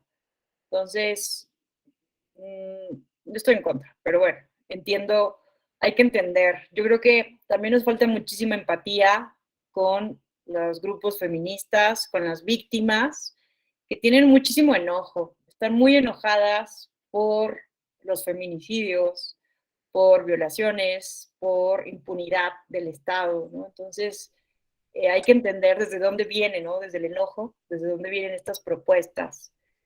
Pero yo en lo particular estaría en contra, ¿no? Pero creo que a veces nos falta también entender el radicalismo de las mujeres que viene desde este enojo, ¿no? De años y años pues de impunidad del Estado para resolver estos casos de violencia feminicida y misógina, ¿no? Entonces, por ahí iría lo que yo tendría que decirles. Bueno, vamos a continuar. Vamos a irnos ahora más rápido, pero me parecía importante que consideráramos, ¿no? Que hay un debate ahí sobre si los derechos humanos no o no se pueden poner a plebiscito, a consulta.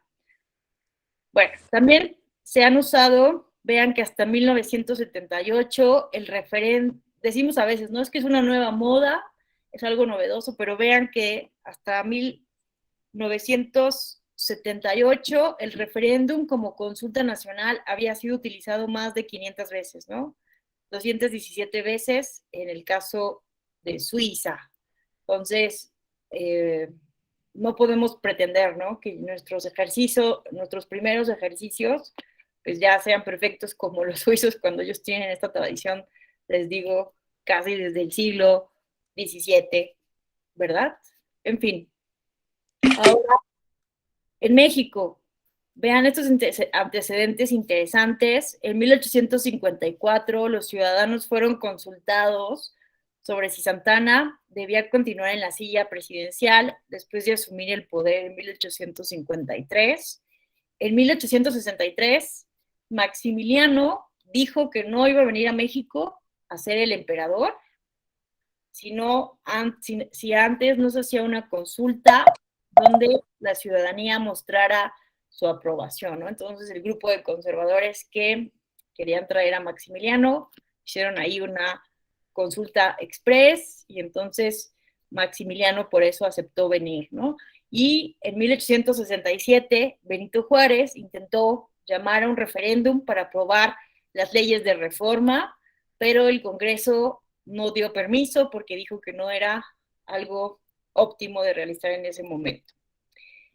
Bueno, entonces, ustedes ya vieron el día de ayer, en términos generales, el tema de la consulta popular, ¿verdad? Vamos a recapitular rápido. En 2012 se introduce en nuestro régimen constitucional a partir de la reforma constitucional al artículo 35, y en 2014 se aprueba la publicación de la Ley Federal de Consulta Popular, ¿no?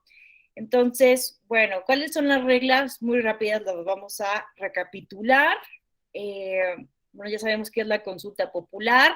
Es un instrumento de participación por el cual los ciudadanos, a través de la emisión del voto libre, secreto, directo, personal e intransferible, toman parte de las decisiones de los poderes públicos respecto de uno o varios temas de trascendencia nacional o regional, competencia de la federación.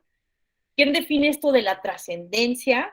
Vean ustedes, no vamos a recordar simplemente que la Cámara de Diputados, por la mayoría de miembros presentes, pero ojo, cuando la consulta popular viene propuesta por la ciudadanía, es la Suprema Corte de Justicia quien define la trascendencia de la consulta.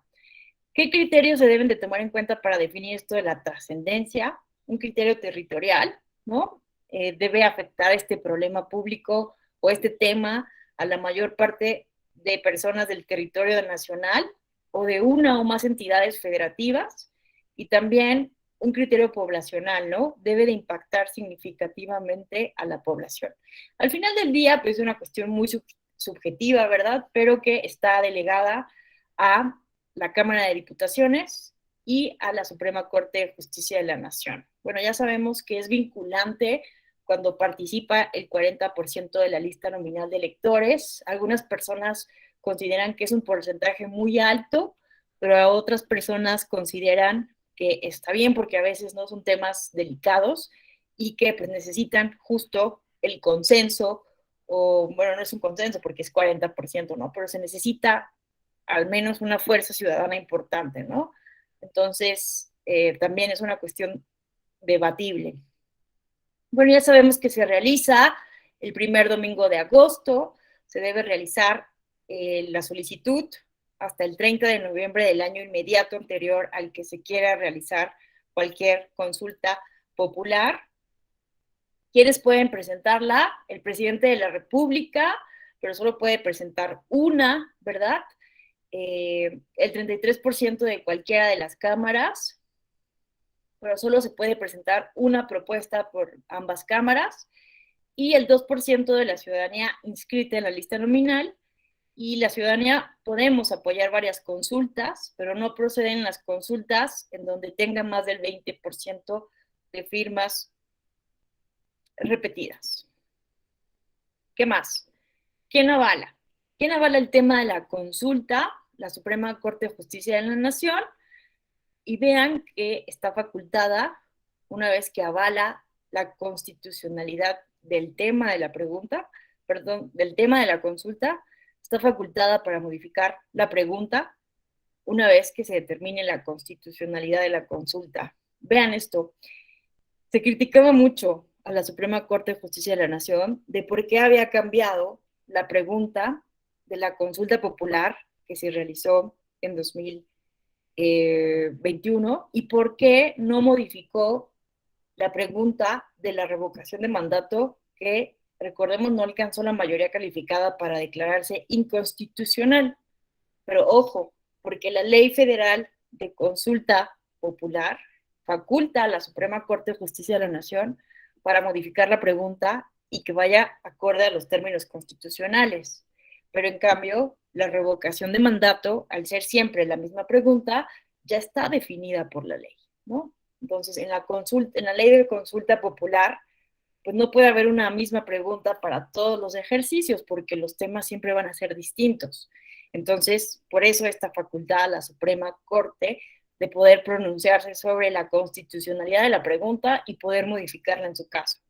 Pero en cambio, esto fue resuelto en una acción de inconstitucionalidad, el tema de la revocación de mandato, y no alcanzó la mayoría calificada, ¿no? Entonces, por eso, ¿no? Por eso hay diferentes criterios, que por ahí vi algunos académicos que cuestionaban esto, pero vean que porque son diferentes preguntas, ¿no? Lo que nos lleva a la consulta popular y la revocación de mandato. ¿Qué más? Los temas, ¿no? Vean que en nuestro régimen constitucional está muy claro esto que nosotros debatimos hace unos momentos, que no puede ser sometido a consulta popular, ¿no? La restricción de los derechos humanos reconocidos por la Constitución y los respectivos tratados internacionales, los principios consagrados en el artículo 40 de la Constitución, la permanencia, continuidad en el cargo de personas servidoras públicas, la materia electoral, el sistema financiero, ingresos y gastos, las obras de infraestructura en ejecución, la seguridad nacional, la organización, funcionamiento, disciplina de la Fuerza Armada Permanente. Esto también ha generado controversia, porque muchas personas dicen, bueno, entonces no se puede preguntar de nada, ¿no? Dicen, está muy limitado el tema de la consulta popular, ¿no? Pero, insisto, hay otros que sostienen, bueno, es que hay que ser cuidadosos porque estos ejercicios se pueden volver peligrosos, ¿no? Y ponemos como ejemplo el caso del Brexit, ¿no? Que por someter un tema delicadísimo a consulta popular, como es si querían o no formar parte de la Unión Europea, pues ya sabemos lo que ocurrió, ¿no? Entonces, pues es como complejo. Pero bueno, hay que seguir discutiendo, ¿no? Ahora, lo que dice la Constitución es que solo, bueno, que de estos temas no se pueden someter a consulta popular, ¿no? Que requieren un procedimiento constitucional mucho más estricto para poder modificar algo tan de fondo como son estos temas. Se puede hacer campañas. Lo que dice la ley de consulta popular es que ninguna persona física o moral, sea título propio o por cuenta de terceros, podrá contratar propaganda en radio y televisión dirigida a influir en la opinión de los ciudadanos sobre la consulta popular. Entonces, esto ha sido también controversial, sobre todo ahora que está como la veda en el tema de la revocación de mandato. Yo creo que hay que revisar nuestro modelo de comunicación política, ¿no? Porque vean que en la consulta popular hubo mucha más flexibilidad, porque a pesar de esta prohibición, ahorita vamos a ver un caso específico, la Sala Superior dijo que los partidos políticos sí podían hacer campaña, bueno, podían hablar, ¿no?, de la consulta popular, siempre que no fuera en radio y televisión. Entonces, por eso podíamos ver, ¿no?, propaganda informativa sobre la consulta popular en redes sociales o en desplegados, etcétera, ¿no? Mientras que no fuese en radio y televisión. Pero en el tema de la revocación de mandato, pues vimos que la Suprema Corte declaró inconstitucional la posibilidad de que los partidos políticos participaran haciendo propaganda de esto, ¿no? Entonces, híjole, no sé, a mí me parece, insisto, vean, desde mi perspectiva, si a mí me lo preguntan, exclusiva es una opinión personal, insisto que estos mecanismos requieren de muchísima pedagogía pública y necesita una discusión abierta, ¿no? Entonces, si los partidos políticos son los principales canales de representación política de la ciudadanía, ¿por qué impedir que los partidos políticos puedan hablar del tema de la revocación de mandato? Obviamente, el tema de la propaganda gubernamental es otra cosa, ¿no? Y existe una prohibición constitucional ahí muy clara, pero híjole, no sé, prohibir a los partidos políticos que hablen del tema de la revocación de mandato se me hace contra natura de la democracia misma. Pero bueno, creo que hay que revisar. Espero que en esta reforma electoral que viene en puerta, el PAN acaba de lanzar un boletín de que ya está haciendo también su propuesta. Esperemos que revisen a fondo el tema de comunicación política, porque está generando muchísimos problemas, ¿no? Y más ahora que está el tema de la revocación de mandato, donde pues no se ha respetado lo que establece específicamente la ley de revocación de mandato y la prohibición del 134 constitucional. Entonces, tenemos un serio problema aquí sobre lo que podemos decir o no en estos ejercicios de participación ciudadana. Bueno, y los actos, claro que se pueden impugnar a través del recurso de apelación, contenido en la Ley General del Sistema de Medios de Impugnación en materia electoral. Y bueno, en las entidades federativas, yo tengo esta tabla, pero debo de aclarar que en algunos casos requiere ser actualizada, pero vean que aquí hay entidades federativas como en Aguascalientes, que vean, cuenta con plebiscito, referéndum, iniciativa popular, revocación de mandato, presupuesto participativo, cabildo abierto, que es lo que vamos a ver la próxima semana o esta, bueno, en el módulo de cabildo abierto, que es un tema magnífico. La verdad es que tendremos que darle más difusión al tema del cabildo abierto e insisto que son pues mecanismos mucho más propositivos como nos proponía Roberto.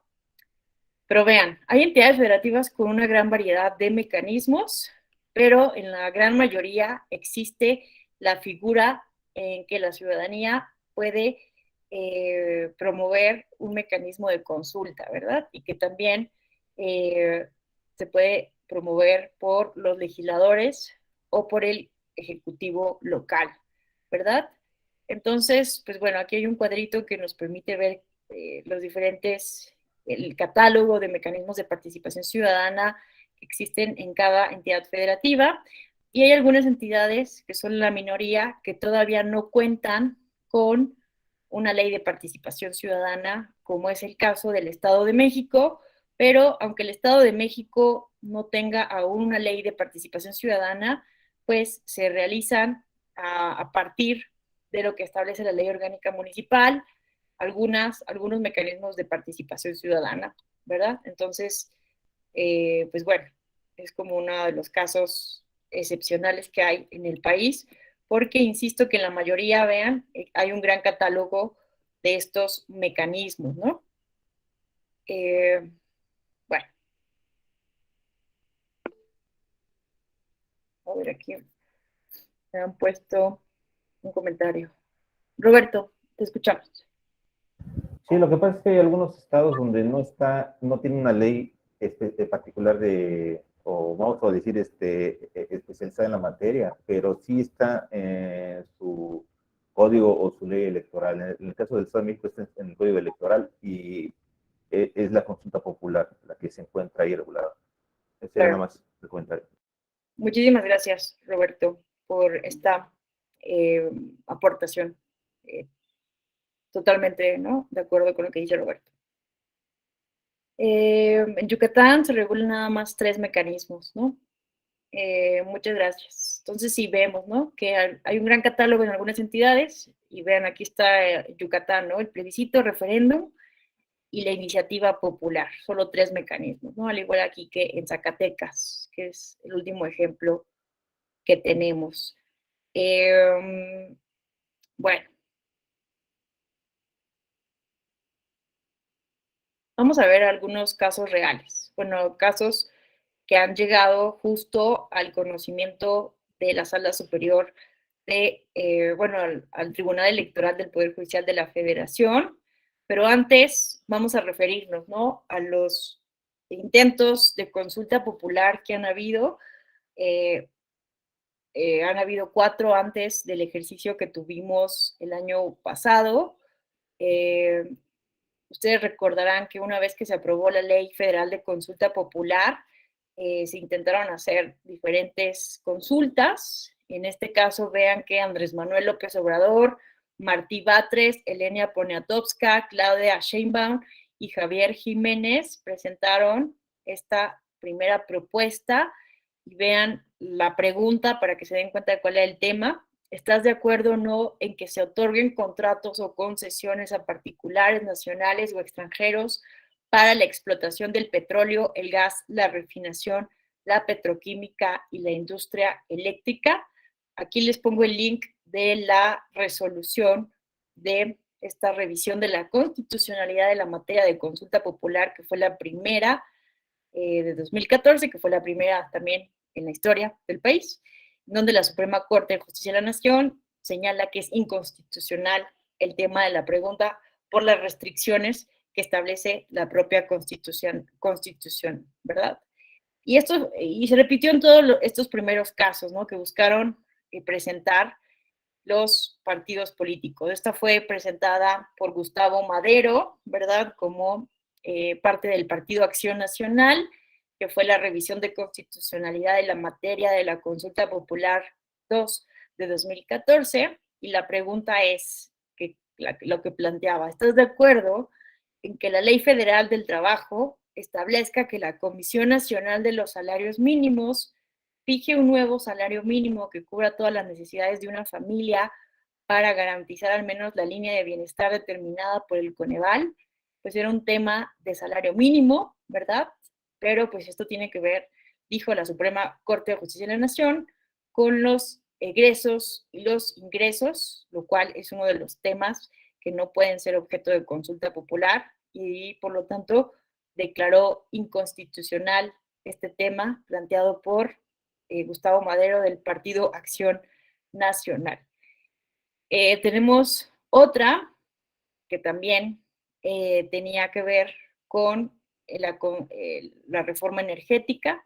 La pregunta, vean, ¿está de acuerdo en que se mantengan las reformas a los artículos 25, 27 y 28 de la Constitución en materia energética? Que querían echar por atrás la reforma que se hizo, ¿verdad?, durante el sexenio de Enrique Peña Nieto, ¿verdad?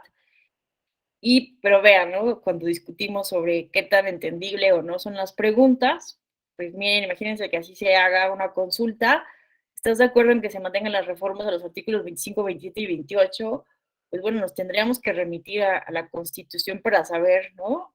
A qué se refieren estos artículos, y después, pues, cómo nos vamos a informar sobre en qué consisten estas reformas, ¿no? Entonces, pues muchos dijeron que pues, la pregunta estaba muy ambigua, ¿no? Pero también fue declarada inconstitucional. Y finalmente, la 4 de 2014 fue sobre la eterna discusión de las plurinominales, ¿no? ¿Estás de acuerdo en que se modifique la Constitución para que se eliminen 100 de las 200 diputaciones federales plurinominales y las 32 senadurías plurinominales? Esta, si no me recuerdo, la presentó el PRI.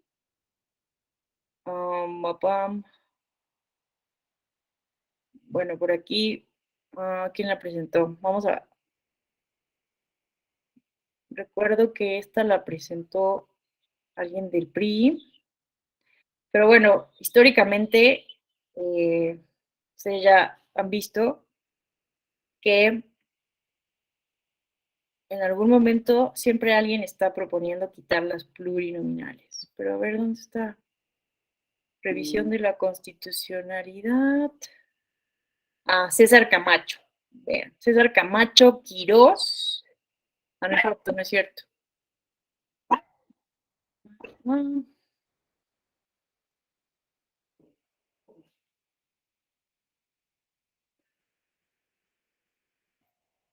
Sí, César Camacho. En fin, entonces vean,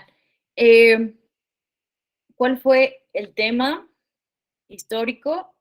Se quiere quitar estas plurinominales porque hay una inconformidad, ¿no? De que nadie los vota, son listas cerradas, son los favoritos de las élites, de las cúpulas partidistas, los que no necesitan hacer campaña y llegan a tener un cargo de elección popular. Hay mucha inconformidad, ¿no? Pero me parece que hay que tener cuidado porque recordemos de dónde viene las plurinominales en la historia de nuestro país. En un primer momento, pues fue una concesión a cuentagotas del PRI después de muchísima presión de la oposición para que hubiera realmente oposición en la Cámara de Diputaciones. Y entonces en 1977 se incorpora por primera vez 100 diputaciones de representación proporcional, y en 1986 otras 100 diputaciones de RP, ¿no? Y esto permitió que por primera vez hubiera diputaciones de oposición.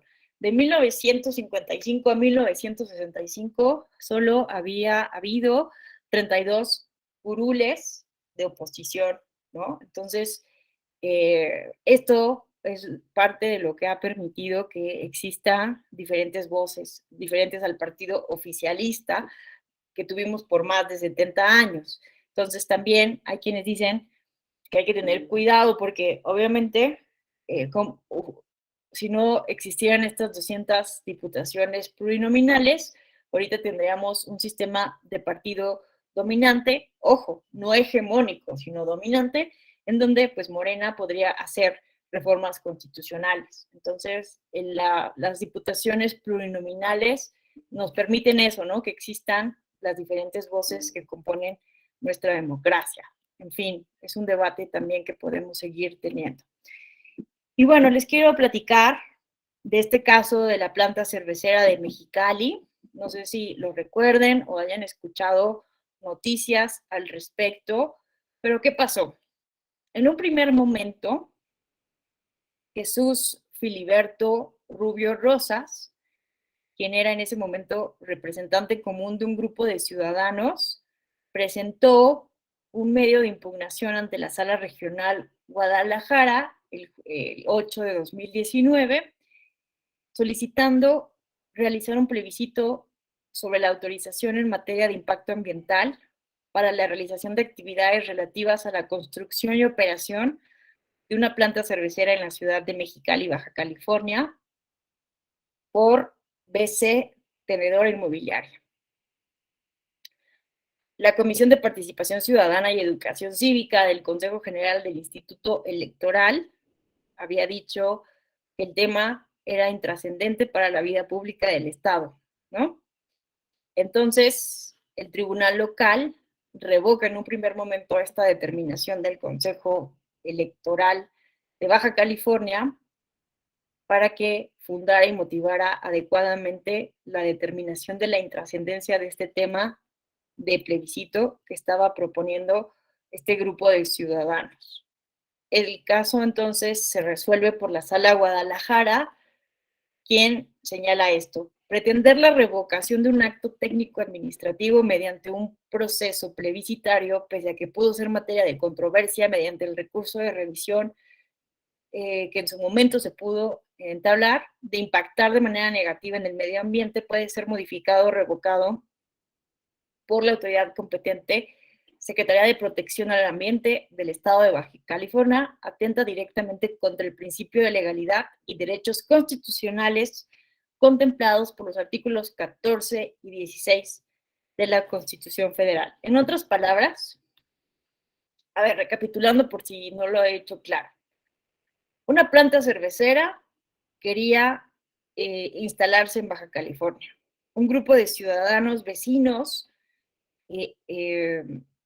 cercanos, ¿verdad?, de esta planta estaban inconformes y entonces solicitaron al OPLE en Baja California hacer un plebiscito para que la ciudadanía se pronunciara sobre si quería o no esta planta cervecera.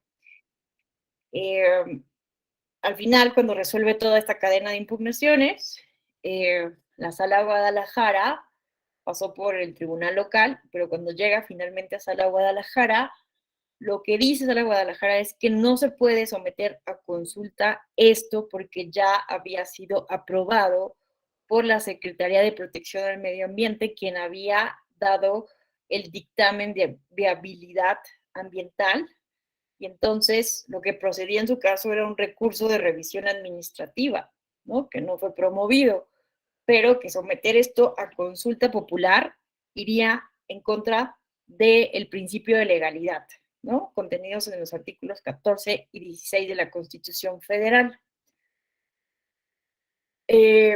Yo entiendo este argumento de la Sala Guadalajara, pero desde mi perspectiva, creo que justo en estos temas es donde se tiene que escuchar a la ciudadanía y que sea justo los órganos electorales quienes organicen este tipo de consultas para conocer realmente cuál es el sentir de la ciudadanía.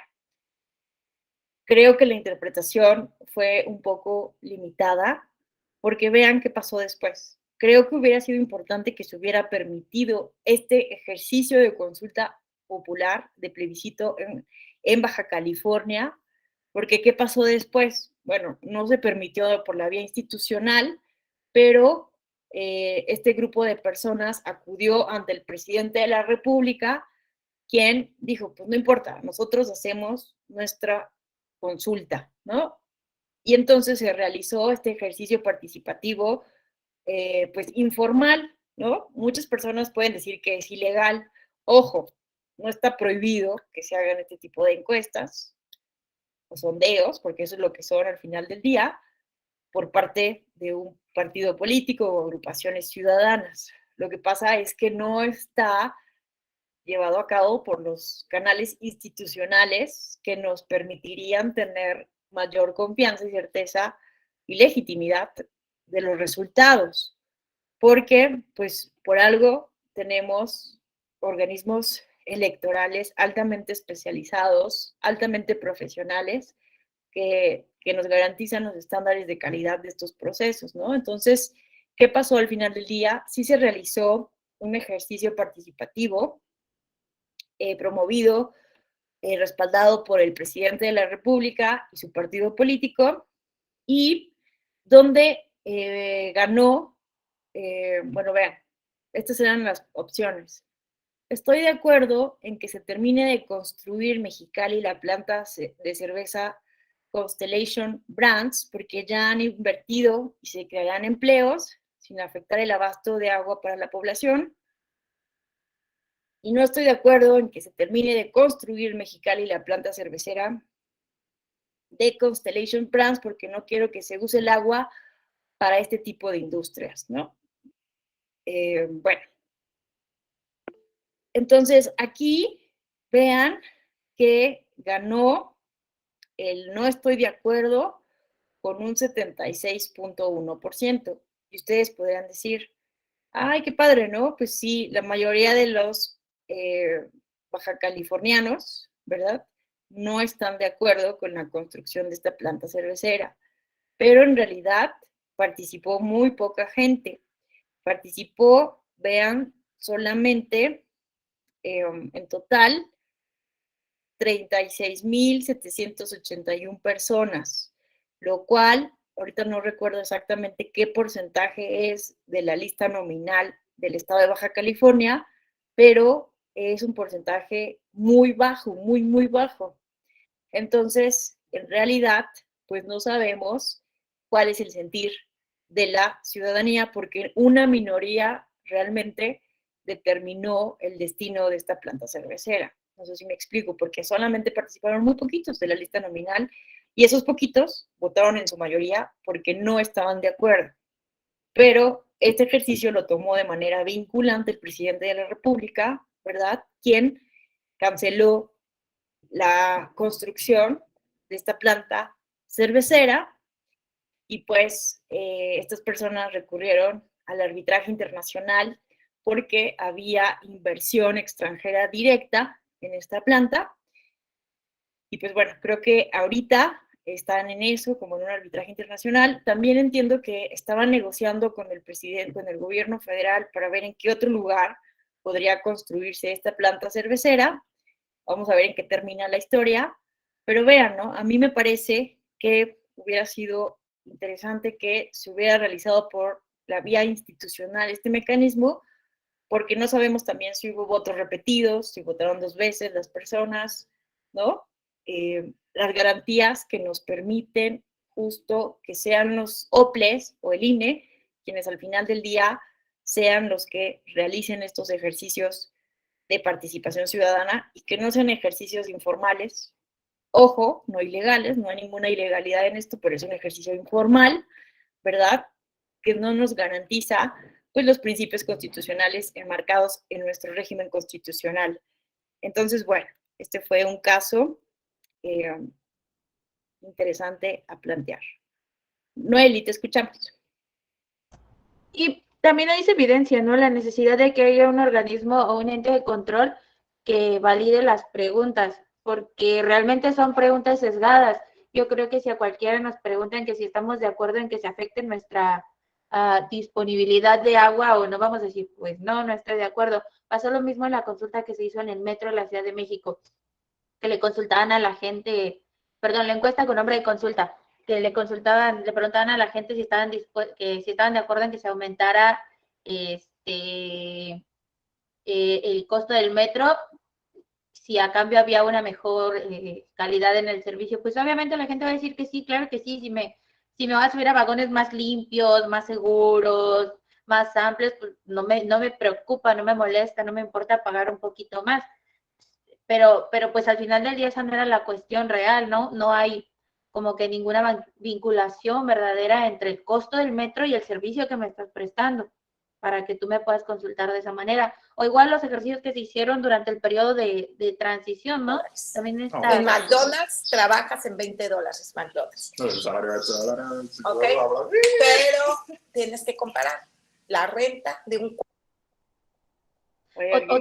O también estas encuestas con nombre de consultas que se hicieron durante el periodo de transición, ¿no? Que preguntaban cuestiones sobre, creo que me acuerdo mucho del Tren Maya, que señalaba algo como para promover el desarrollo de esas áreas. Pues sí, claro que todos vamos a estar de acuerdo en que se hagan proyectos que promuevan el desarrollo, que aumenten la inversión y todo esto, pero al final del día, si tú no puedes, más bien tú no puedes vincular directamente el proyecto con la cuestión y no estás exponiendo información suficiente. No sé, pasó en la consulta del año pasado, el instituto tiene la obligación de promoverlas, ¿no? Lo que nosotros podíamos hacer por la pregunta que se aprobó y que se consultó era explicar que era un ejercicio de consulta popular. Porque, y eso no lo digo como parte del instituto, lo digo a título personal, yo creo que ahí lo que se estaba consultando era una cuestión de legalidad, y pues no te puedes poner a debatir la legalidad en este término de la promoción. Si tú no puedes realmente debatir la pregunta que se pretende consultar, como pasó, no sé, en el caso del Brexit, o en estas ocasiones que Escocia, Irlanda, soy muy mala con la geografía, ha tratado de separarse de Gran Bretaña. Si tú no puedes realmente abrir el debate, pues se vuelven ejercicios como gratuitos, ¿no? Que en términos de, al menos creo yo desde el instituto, para practicar la logística, cómo hacer el ejercicio, fueron muy interesantes, pero para lo que realmente abonaron en términos de construcción o desarrollo de ciudadanía, pues como que se quedan muy cortos, ¿no? Sí, totalmente de acuerdo. Sí, debería de existir alguien que, ¿no? Por eso la Suprema Corte a nivel federal, pues se pronuncia sobre la constitucionalidad o no del tema y después de la pregunta. En este caso, pues sí son sesgadas ambas opciones, ¿no? Aquí, pues se pone, ¿no? Sin afectar, se pone, ¿no? Que la planta ya había invertido y que con ello creará empleos. Entonces, también uno como dice, sí, ¿no? Vamos a quitar los empleos.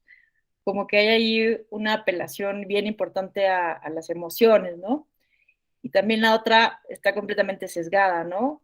Porque estamos como apelando a este enojo colectivo de que las industrias abusen sobre el uso del agua, ¿no? Y bueno, ahora que hay un contexto de sequía en el norte, algunas ciudades del norte se están quedando sin agua, híjole, pues también, ¿no? Entonces, en fin, vean que es bien importante entonces que se realicen de la manera de lo posible, en lugar de limitar la participación, hacerlo, pero hacerlo bien, ¿no? A mí me parece que por ahí tendríamos que ir avanzando. Y bueno, sobre la consulta que tuvimos el año pasado, en 2021, pues se presentaron diferentes medios de impugnación. Una de las preguntas, opciones era si los partidos, los representantes en las casillas durante la consulta, bueno, si podían los representantes en las casillas durante pudieron tener representantes en las casillas durante la consulta popular los partidos políticos, en la consulta popular no, pero en la revocación de mandato sí. Entonces también creo que tendríamos que revisar eso porque puede ser bastante confuso, ¿no? ¿Por qué en la consulta popular no y en la revocación de mandato sí? Entonces, bueno, estos casos fueron resueltos por la sala superior. Lo que les decía, ¿no? Si los partidos podían promover la consulta popular, porque vimos este tipo de publicaciones por parte de Morena, Por primera vez en la historia, las mexicanas y mexicanos tenemos la posibilidad de exigir que los corruptos del pasado paguen por el daño que le han hecho a México. Esto evidentemente se impugnó y lo que dijo la Sala Superior es que no en radio y en televisión, pero no hay nada que prohíba que lo puedan hacer en otros medios como el periódico Regeneración, que es un periódico de Morena, ¿no? Entonces, vean, a mí me gusta esta reflexión que hace Sala Superior, ¿no? Existe el derecho y la libertad de la ciudadanía en general, incluyendo a los partidos políticos, de involucrarse en la consulta popular mediante la invitación, promoción, discusión crítica o emisión de opiniones o puntos de vista en torno a la consulta popular y sus posibles consecuencias, así como la de llevar a cabo y participar en mesas de análisis, debates o espacios de reflexión en torno a este tema, siempre y cuando estos ejercicios se realicen en los tiempos y formas permitidos por la Constitución General y la ley, especialmente que no se contraten tiempos en radio y televisión con el propósito de influir en la decisión ciudadana ni violar los tiempos de veda o de reflexión. Entonces, me parece que fue mucho más libre la comunicación en el tema de la consulta popular que ahora en la revocación de mandato, que hemos visto una violación importante a la Constitución y a la normativa electoral. Y bueno, creo que sí además de criticar la falta de cultura de legalidad de quienes están no respetando, pero también tendríamos que reflexionar sobre la racionalidad de nuestro modelo de comunicación política. Las normas no van a ser eficaces, las normas jurídicas no van a ser eficaces si son irracionales, si no son justas. Hay que replantearnos seriamente la racionalidad de nuestro modelo de comunicación política. De entrada, porque pues quién utiliza ya la radio y la televisión para promover cualquier campaña política, dado que ahora las redes sociales han desbancado a la radio y a la televisión estadísticamente de manera abrumadora, ¿no? Y para saber esto solo basta ver el módulo del INEGI sobre los hábitos de consumo de la ciudadanía, de las mexicanas y mexicanos en estos medios de comunicación, y el informe MX de la Asociación de Internet MX sobre los hábitos de Internet de las mexicanas y mexicanos en estos últimos 5 años. Y uno pues se da cuenta que nuestro modelo de comunicación política está rebasado, ¿no? Está anacrónico, en fin, todo un tema, ¿no? Y bueno, el tema de las medidas cautelares, que también ha sido un tema por el riesgo de que se violaran las prohibiciones durante las mañaneras, fue uno de los temas también que sometieron a revisión del Tribunal Electoral del Poder Judicial de la Federación. Y bueno, el tema de la revisión de la constitucionalidad de la materia de la consulta popular, que fue bastante controversial y polémico, que resolvió la Suprema Corte de Justicia de la Nación, ¿verdad? Vean que esta fue la pregunta que se promovió en un primer momento por el presidente de la República. ¿Está de acuerdo o no con que las autoridades competentes, con apego a las leyes y procedimientos aplicables, investiguen y en su caso sancionen la presunta comisión de delitos por parte de los expresidentes Carlos Salinas de Gortari, Ernesto Zedillo Ponce de León, Vicente Fox Quesada, Felipe Calderón y Enrique Peña Nieto, antes, durante y después de sus respectivas gestiones? Pues la Suprema Corte de Justicia de la Nación, ya lo saben muy bien, declaró que el tema era constitucional, pero que la pregunta no se ajustaba a la constitucionalidad, ¿verdad? ¿Por qué? Porque se estaba pues sometiendo a un juicio, ¿verdad? Prácticamente a personas específicas, como violando esto la presunción de inocencia y el debido, las garantías procesales, ¿no? De todo juicio debido. Y entonces la pregunta cómo quedó, que también fue muy criticada por su ambigüedad: ¿estás de acuerdo o no en que se lleven a cabo las acciones pertinentes con apego al marco constitucional y legal para emprender un proceso de esclarecimiento de las decisiones políticas tomadas en los años pasados por los actores políticos encaminado a garantizar la justicia y los derechos de las posibles víctimas. Entonces, bueno, qué lástima que se nos está acabando el tiempo, pero quisiera hacer solo un par de reflexiones. A ver, se criticó muchísimo esta decisión de la Suprema Corte, ¿no? Pero a mí, en lo particular, me gustó mucho la reflexión que se hace desde el engrose, porque ustedes saben muy bien que en un primer momento el ministro Luis María Aguilar habló que esto era un concierto de inconstitucionalidades, ¿no?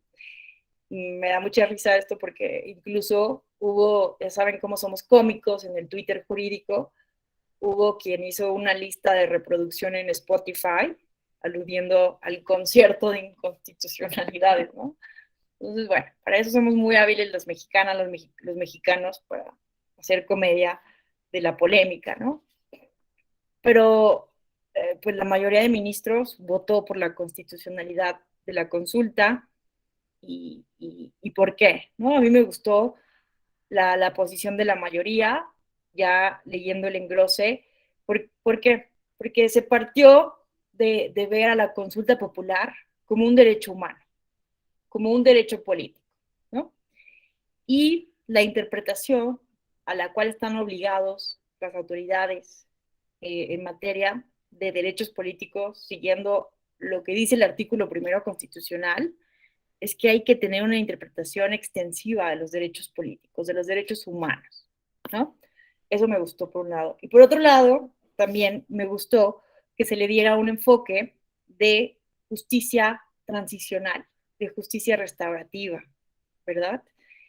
Se dice, obviamente, que no se debe de someter a consulta popular las obligaciones, las atribuciones constitucionales de las autoridades de impartición de justicia, ¿no? No es posible someter a consulta popular una obligación legal de las autoridades. Entonces, esto también se aclara en la sentencia, que no se debía de observar este ejercicio de consulta popular como un sometimiento a la opinión pública de si las autoridades o no deben de cumplir con su chamba, ¿no? Porque las autoridades de justicia deben sí o sí seguir lo que dice la ley cuando sepan de la comisión de delitos. Pero, interpretando la solicitud del presidente de la República, ¿no? A partir del escrito de la solicitud, que hay que leerlo también, es que la ciudadanía, las víctimas, son las que deben decidir, ¿no? En un debido caso, si se vuelven a abrir las investigaciones a través de comisiones de la verdad para esclarecer decisiones políticas del pasado. Entonces, como que aquí se le dio un enfoque de justicia restaurativa para las víctimas de eventos que no han tenido una reparación integral del daño. Estamos pensando en las víctimas de Ayotzinapa, en las víctimas de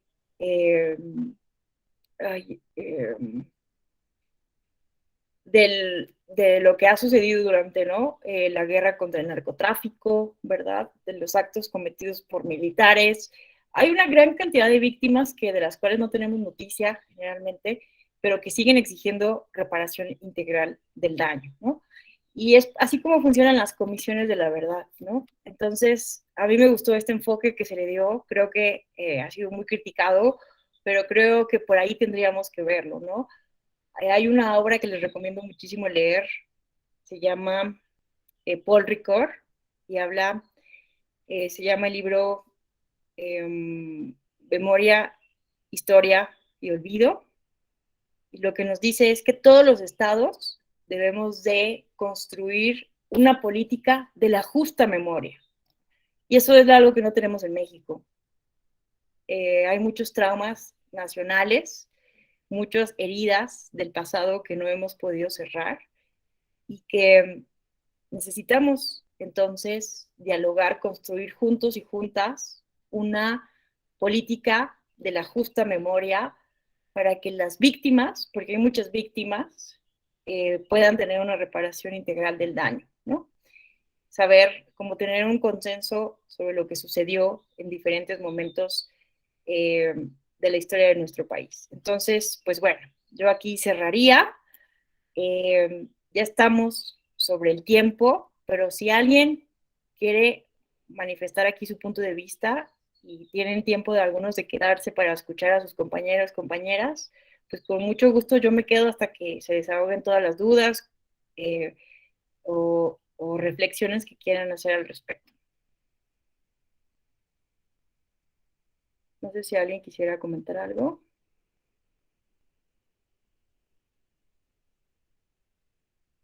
Ah, muchas gracias, Noeli. Aquí no nos compartes. Vean, bueno, exacto, es Paul Ricoeur, la memoria, la historia y el olvido. Qué maravilla que encontraste esta versión PDF, muchas gracias. Y vean, esto es algo que tenemos que reflexionar, verlo más allá de las facultades que tienen las autoridades, porque esto va más allá, ¿no? De la misión del Estado de impartir justicia. Esto tiene que ver con justo crear una política de la justa memoria. En fin, yo les recomiendo mucho este texto para entender de qué va la justicia restaurativa. Gracias, Javier. Vamos a escuchar a Alfonso. Gracias.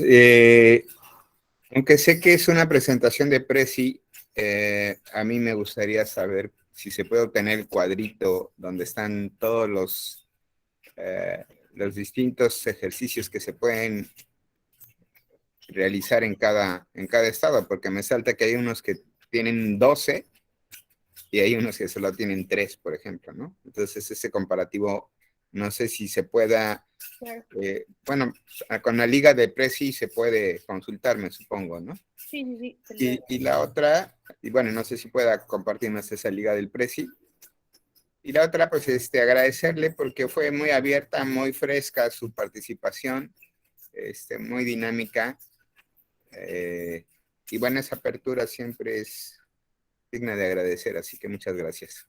Hombre, al contrario, gracias a ustedes por la paciencia, la apertura y pues también por las reflexiones que nos compartieron. Yo aquí les comparto la presentación, ahí pueden consultar este cuadrito que dices, Alfonso. Cristel, te escuchamos.